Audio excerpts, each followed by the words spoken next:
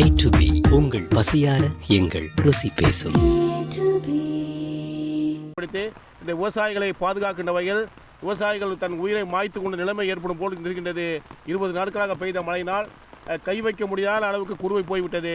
உடனடியாக இந்த விவசாயிகளுடைய கண்ணீரை துடைப்பதற்கு தமிழக முதலமைச்சர் மற்றும் உயரதிகாரிகள் கவனத்தை கொண்டு இந்த விவசாயிகளை பாதுகாக்க வேண்டும் என்று இந்த அனுமந்தபுரம், ஒட்டக்குடி, பழங்காலத்து போன்ற கிராமவாசிகள் இன்றைக்கு இங்கே நின்று கொண்டு இந்த பேட்டி கொடுக்கின்றோம்.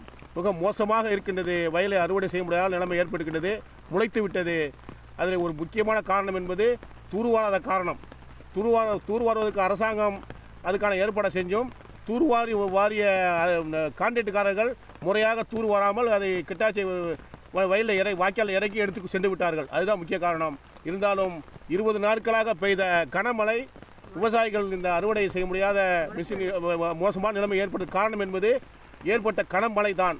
அந்த கனமழை ஏற்பட்ட அந்த பாதிப்புக்கு விவசாயிகள் கண்ணீரை துடைக்கின்ற வகையில் தமிழக முதலமைச்சர் உடனடியாக உரிய நடவடிக்கை எடுத்து விவசாயிகளை அவங்களை பாதுகாக்க வேண்டும். உயிரை மாய்க்கின்ற நிலைமை ஏற்படுகின்ற போன்று இருக்கின்ற விவசாயிகள் இருக்கின்ற நிலைமையை தமிழக முதலமைச்சர் கவனத்தில் எடுத்துக்கொண்டு சம்பந்தப்பட்ட அதிகாரி தெரியப்படுத்தி இடத்தை பார்வையிட்டு உரிய நிவாரணம் கிடைக்க தக்க நடவடிக்கை எடுக்க வேண்டும் என்று. சார், நான் அனுமந்தபுரத்தை சேர்ந்தேன்னா எங்கள் குருவை சாகுபடி பண்ணியிருக்கோம். ஒரு 1000 ஹெக்டேர் பண்ணியிருக்கோம். பார்த்தா எல்லாம் மழை தண்ணியில் கிடக்கு. நெல் அறுவடை நேரத்தில் எல்லாம் முளைச்சி போயிடுச்சு. அதுக்கான ஈரப்பதம் வந்து சரியான சென்டர் இங்கே நடக்கலை. மக்களை பயன்படுத்திக்கவும் முடியலை. வண்டி வாகனம் போகவும் இல்லை, வடிகாலும் இல்லை.